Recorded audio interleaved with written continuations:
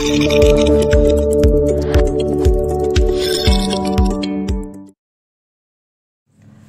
students, welcome to our channel. So let's start today's session.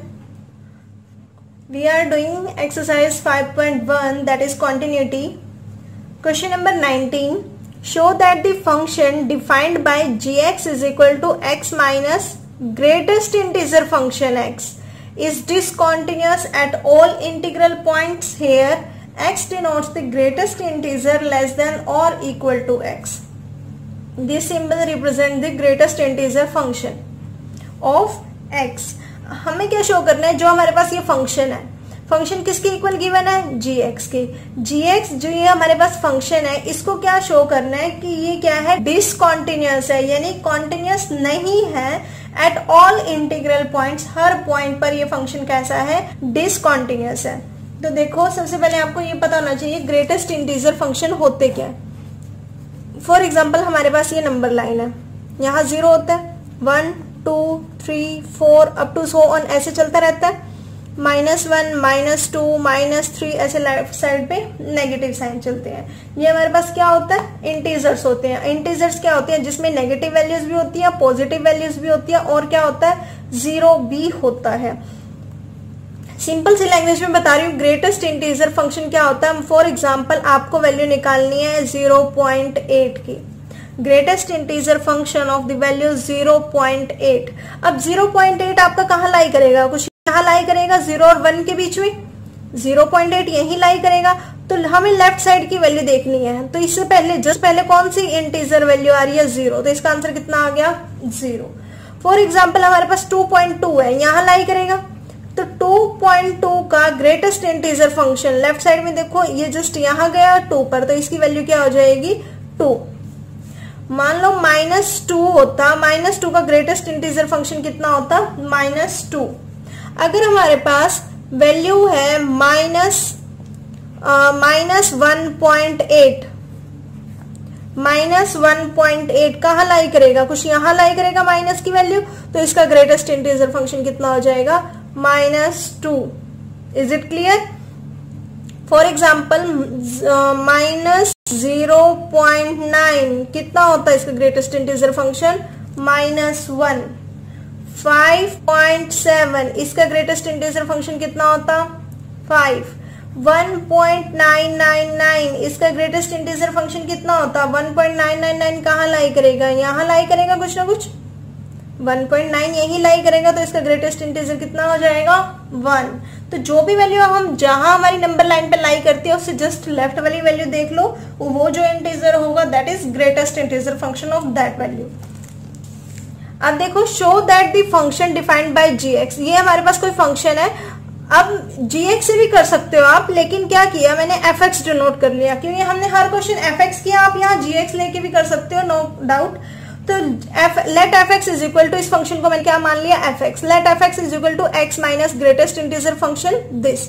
Late a be any integer. a हमने कोई भी integer ले लिया. Integer में नेगेटिव वैल्यूज भी होती है, 0 भी होता है, एंड पॉजिटिव वैल्यूज भी होती है.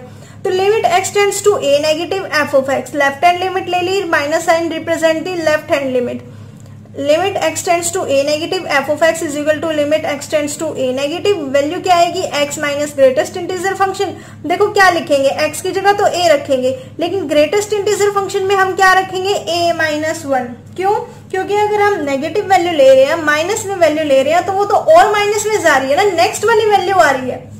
अरे नेक्स्ट वाली वैल्यू ही तो आ रही है. देखो फॉर एग्जाम्पल माइनस का 1.8 है, 1.8 है, तो इससे माइनस से तो एक नेक्स्ट वाली वैल्यू 2 पर जा रही है. माइनस का 0.1 है, तो नेक्स्ट वैल्यू कहाँ जा रही है, 1 पे जा रही है. तो क्या लेंगे हम, a माइनस 1 लेंगे. तो हम ब्रैकेट ओपन करेंगे, माइनस माइनस प्लस 1 हो गया, a से a कैंसिल आउट हो गया. वैल्यू कितनी आ रही है, 1 आ रही है. अगर हम वैल्यू पॉजिटिव लेते हैं, पॉजिटिव लेंगे तो क्या आएगी, limit x tends to a positive f of x is equal to limit x tends to a positive x minus greatest integer function x. तो इसकी वैल्यू क्या ली, इस x की जगह तो a लिया, इसमें तो कोई प्रॉब्लम नहीं है, इस x की जगह भी a लिया. क्यों लिया? देखो अगर हमारे पास 5.7 है तो इसका आंसर कितना आ रहा है 5, यानी कि यही वैल्यू आ रही है। अगर हमारे पास 1.999 है तब भी हमारे पास वैल्यू कितनी आ रही है 1 आ रही है, तो उसमें तो कोई भी नेगेटिव या पॉजिटिव होगी ही नहीं वैल्यू, तो इसलिए हमने इसमें क्या ले लिया ए ले लिया। ए से ही कैंसिल आउट होकर कितना आया 0 आया। तो left hand limit is not equal to right hand limit, तो फंक्शन कैसा हो गया डिसकंटिन्यूअस हो गया सारे पॉइंट्स पर। सारे पॉइंट्स पर कैसे हुआ अब आप कहोगे हमने तो सिर्फ ए पर चेक किया। अगर यहाँ हम कोई नंबर लेते हैं 1 2 3 4 up to so on like this, you can take any number.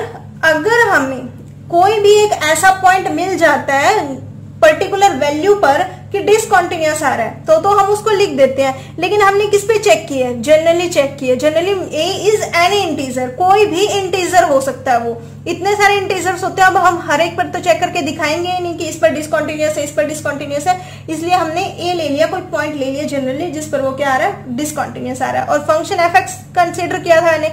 अब एफ एक्स तो अपनी मर्जी से कंसिडर किया था, या तो आप यहाँ जी एक्स लेके चलो या फिर ये दिखाओ कि जो क्वेश्चन में गिवन था x minus greatest integer function is discontinuous at all its integral point.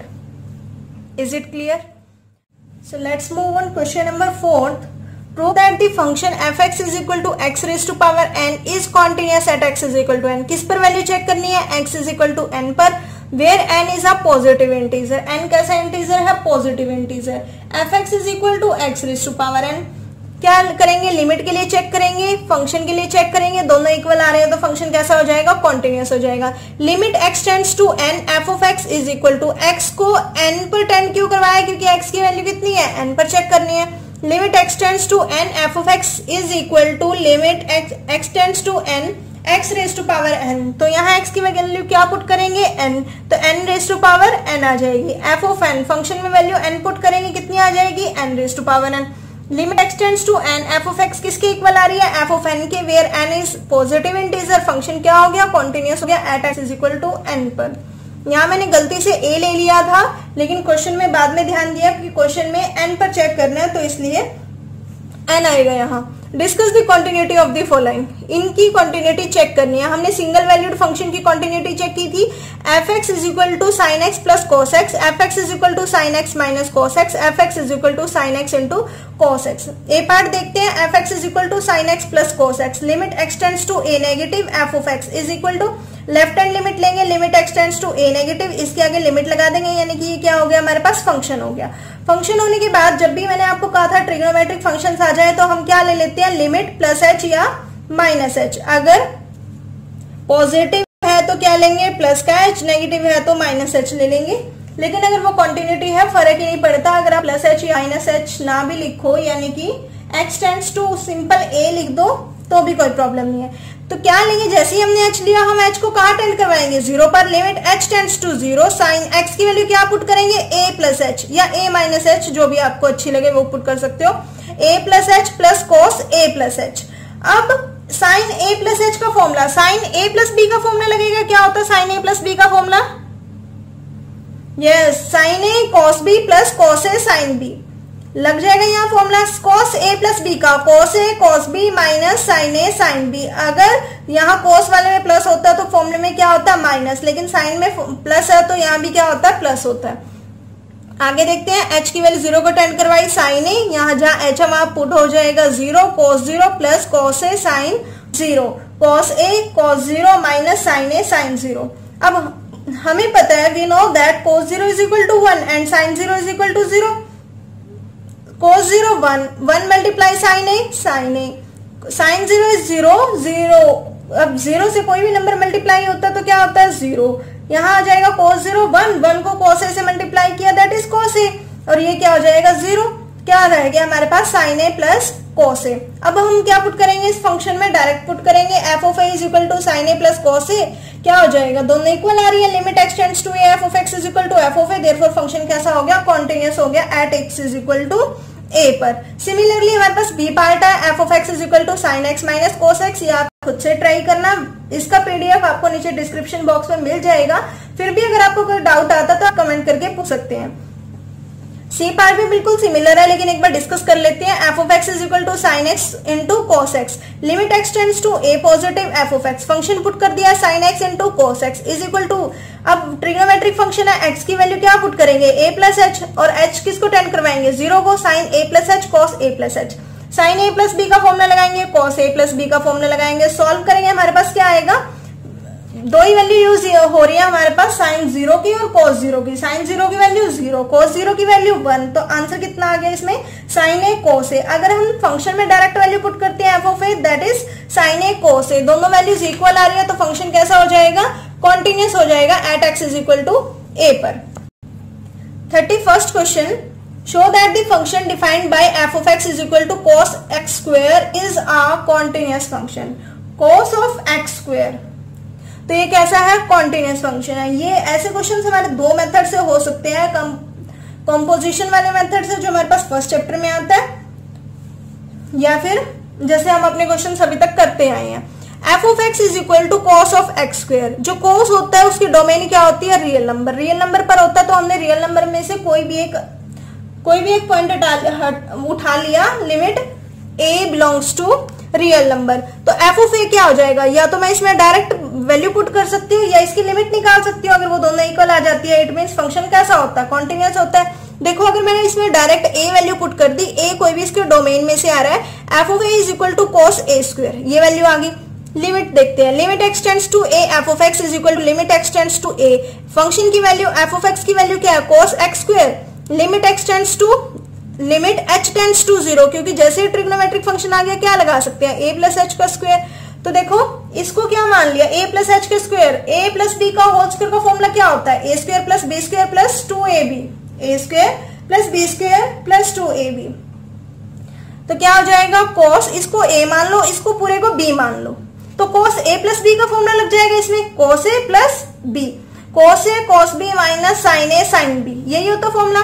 तो कॉस ए, इसमें जहां जहां एच है वहां क्या पुट कर देंगे, 0 पुट कर देंगे, क्योंकि एच टेंड्स टू 0, तो इसको सॉल्व किया, हमारे पास क्या आ गया, कॉस ए स्क्वायर माइनस देखो कॉस 2a इंटू 0, ये कितना हो गया 0, कॉस 0 कितना होता है 1, तो 1 को कॉस ए स्क्वायर से मल्टीप्लाई किया, कॉस ए स्क्वायर, साइन 0 0 होता है, इसको इससे मल्टीप्लाई किया 0 आएगा, तो कितना आएगा इसको सॉल्व करके, कॉस ए स्क्वायर आएगा, तो यहाँ भी कॉस ए स्क्वायर आ रहा है और यहाँ भी कॉस ए स्क्वायर आ रहा है, दोनों वैल्यूज इक्वल होगी, तो फंक्शन कैसा हो गया, कॉन्टिन्यूस हो गया।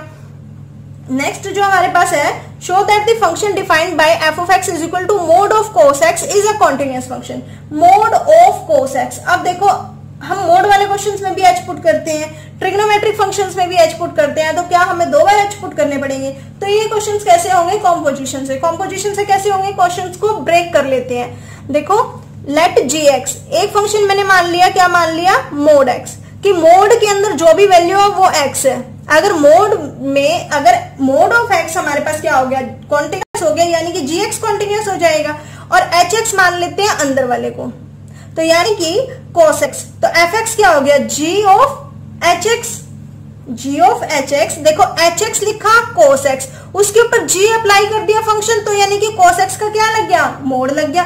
तो इसको अलग अलग सॉल्व कर लेते हैं। देखो continuity of h x check करेंगे पहले, f of a is equal to cos a, f of a नहीं आएगा यहाँ, एच ऑफ ए, क्योंकि ये एच ऑफ ए है ना, हैबिट हो गई है मुझे भी एफ ऑफ ए लिखने की। कॉन्टिन्यूटी ऑफ एच एक्स क्या आएगा, h of a is equal to cos a हो जाएगा। अब इसमें क्या पुट करते हैं, ये डायरेक्ट तो पुट कर दिया, लिमिट पुट करके देखते हैं। Limit x tends to a cos x is equal to limit h tends to 0 cos a plus h, क्योंकि ट्रिग्नोमेट्रिक फंक्शन है तो उसमें h पुट करेंगे और h किसको टेंड करवाएंगे, 0 को टेंड करवाएंगे। क्या फॉर्मूला लगेगा, cos a प्लस b का, that is cos a cos b minus sin a sin b। इसमें h को 0 पुट करवाएंगे, कितना आया cos a, तो hx क्या हो गया, कॉन्टिन्यूस फंक्शन हो गया। अब चेक करते हैं कॉन्टिन्यूटी किसकी, gx की। ये तो हम मॉडुलस वाले फंक्शन पहले भी चेक कर चुके हैं कि मॉडुलस वाले फंक्शन की कॉन्टिन्यूटी कैसे चेक करते हैं। क्या ले लेंगे, इसको कोई और अनदर फंक्शन ले रखा हमने, gx is equal to mod x, limit x tends to a negative, gx is equal to limit x tends to a negative, function क्या है, mod of x is equal to limit h tends to 0, क्योंकि mode वाले में हम क्या apply करेंगे, h लगाएंगे। कितना हो जाएगा, लिमिट माइनस h, क्योंकि क्या ले रहे हैं, लेफ्ट हैंड लिमिट ले रहे हैं, तो a माइनस h को 0 पुट करवाया, मोड ऑफ a आया और a पॉजिटिव, तो इसलिए हमने क्या ले लिया, वैसे भी मोड क्या कर देता है वैल्यूज को, पॉजिटिव बनाता है और नेगेटिव वैल्यू को पॉजिटिव और पॉजिटिव को पॉजिटिव ही रखता है, so be positive. Limit x tends to a positive g x is equal to limit x tends to a positive mod x is equal to, ये प्लस आ जाएगा, बस यहाँ एच को 0 10 करवाया, मोड ऑफ ए, तो ये कितना आ गया ए, जी ऑफ ए क्या हो जाएगा मोड ऑफ ए, और ये भी क्या हो जाएगा ए। तो तीनों की तीनों वैल्यूज इक्वल आ रही है, देयरफॉर जी एक्स कैसा हो गया कॉन्टिन्यूस फंक्शन, एच एक्स भी कॉन्टिन्यूस फंक्शन हो गया, जी एक्स भी कॉन्टिन्यूस फंक्शन हो गया, लेकिन एफ एक्स किससे मिलकर बना हुआ है, G of H of X, composition इनकी, तो ये फंक्शन एफ ऑफ एक्स भी क्या हो गया कॉन्टिन्यूस फंक्शन हो गया। नेक्स्ट क्वेश्चन देखते हैं, examine that sine mod of x is a continuous function. क्या करेंगे, देखो ये भी दो फंक्शन में ब्रेक हो जाएगा, एफ एक्स इसके इक्वल है तो जी एक्स किसको मान लेते हैं साइन एक्स को, और एच एक्स किसको मान लेते हैं एच एक्स मोड एक्स को, तो दोनों मिला के क्या हो जाएगा sine of mod x. Sine trigonometric functions, हम पहले सिंगल वैल्यूड फंक्शन को कॉन्टिन्यूस प्रूव कर चुके हैं, तो जी एक्स मान लिया, क्या करेंगे इसको कॉन्टिन्यूस प्रूव कर देंगे। एच एक्स तो अब अभी हमने लास्ट क्वेश्चन में ही किया है, मोड एच एक्स कैसे हो जाएगा, ये भी कॉन्टिन्यूस हो जाएगा। लिमिट लेफ्ट हैंड लिमिट के लिए a माइनस एच पुट करेंगे, राइट हैंड लिमिट के लिए a प्लस एच पुट करेंगे, फंक्शन में पुट कर देंगे, तीनों वैल्यूज इक्वल आ जाएंगी, एच एक्स कॉन्टिन्यूस आ जाएगा। एच एक्स और जी एक्स से मिलकर हमारे पास एफ ऑफ एक्स बना है, तो ये फंक्शन कैसा आ गया कॉन्टिन्यूस फंक्शन। जो हमारे पास 34 and the last question of this exercise, find all the points of discontinuity of f defined by f of x is equal to this. F of x is equal to this ये दे रखा है, तो क्या करेंगे f x is equal to this, limit x tends to a negative, f of x is equal to limit x tends to a negative, function रखा, function में mode वाला है तो इसमें एच की वैल्यू पुट की, एच की value put करने के बाद क्या आया हमारे पास, एच किसको टेंड करवाएंगे 0 को, एच जब 0 को टेंड करवाया कितनी वैल्यू आ गई mode A minus mod of A plus 1। इसको आप निग्लेक्ट भी कर सकते हो, ये आपका थोड़ा हायर क्लासेस में यूज होता है कि अगर मोड का पूरा फंक्शन जो होता है उसको ब्रेक करके लिखते हैं, ब्रेक करके यानी कि इसकी एक क्या कहते हैं उसको प्रॉपर्टी होती है कि किसमें ब्रेक होता है ग्रेटर देन इक्वल टू में, तो आप इसको चाहो तो स्किप भी कर सकते हो।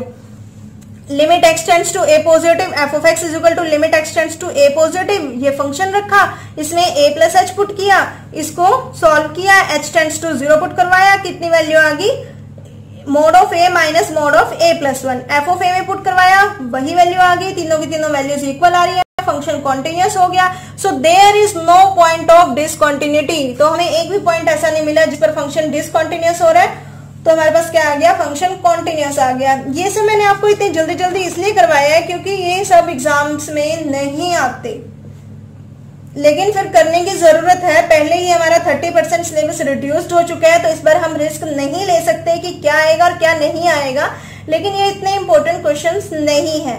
इंपॉर्टेंट क्या होते हैं, कौन से हैं क्वेश्चंस जिसपे हमें कांस्टेंट की वैल्यू निकालनी होती है, ये कि फंक्शन कॉन्टिन्यूस दे रखा है के की वैल्यू निकालो, या आपको कोई भी लैम्डा की वैल्यू दे देगा कि वो फाइंड आउट करो, वो क्वेश्चंस इंपॉर्टेंट होते हैं, या आपको फंक्शन ब्रेक करके देगा कि इस पर कॉन्टिन्यूटी चेक करो, इस पर कॉन्टिन्यूटी चेक करो। जैसे कि हमारे पास कौन से क्वेश्चंस थे, जैसे ये 5th क्वेश्चन हो गया, जैसे ये 28th क्वेश्चन हो गया कि हमारे पास ये के की वैल्यू फाइंड आउट करो, तो इस टाइप के क्वेश्चंस आते हैं हमारे एग्जाम्स में। और या फिर कौन से क्वेश्चंस आते हैं, मॉडुलस वाले क्वेश्चंस आते हैं जो मैंने आपको स्टार्टिंग में करवाए थे, या आता है कि ए और बी के बीच में या कोई भी आपको वेरिएबल दे देगा उनके बीच में रिलेशनशिप फाइंड आउट करो।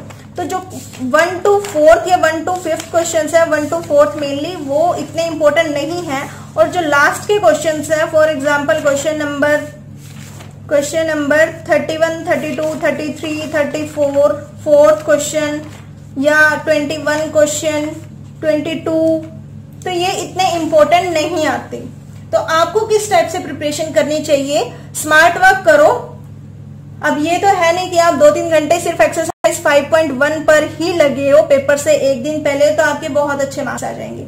तो try to do smart work की एग्जाम पैटर्न आता किस टाइप से है, हमारे पास क्वेश्चंस कौन कौन से आते हैं, और वो आपको कैसे पता लगेगा। जैसे ही आप एक चैप्टर कंप्लीट कर लेते हो तो आप लास्ट ईयर के क्वेश्चन पेपर उठा के देखा करो और उनको देखा करो। तो जैसे ही आप लास्ट के 10 या 15 ईयर्स के क्वेश्चन पेपर अगर आप एग्जाम में करके जाते हो तो आपको ऐसा लगेगा ही नहीं कि मैं बोर्ड का एग्जाम देने आया हूं या आई हूं। आप बिल्कुल नॉर्मली अच्छे से without any nervousness exam clear अच्छे से देकर आ सकते हो। तो आप तब तक इनकी प्रैक्टिस करना। अगर आपको कोई डाउट आता है तो आप जरूर कमेंट बॉक्स में लिखना, मैसेज करना या इंस्टाग्राम पर मैसेज कर देना। Thank you.